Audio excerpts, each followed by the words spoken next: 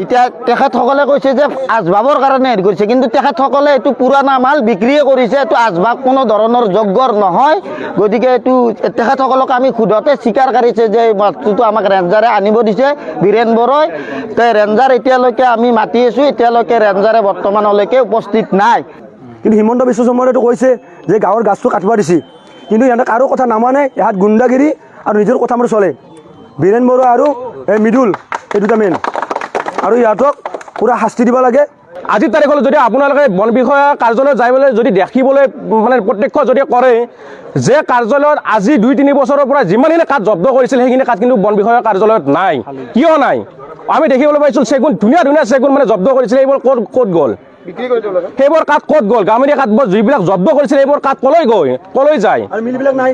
তাত যিবিলাক মানে মেল ধৰে সেইবোৰ মেল নোহোৱা হৈ যায়, এইবোৰ কলৈ যায়? আমি প্ৰশাসন বা তথা বন বিষয়াক আমি কুৱেশ্যন কৰিছোঁ।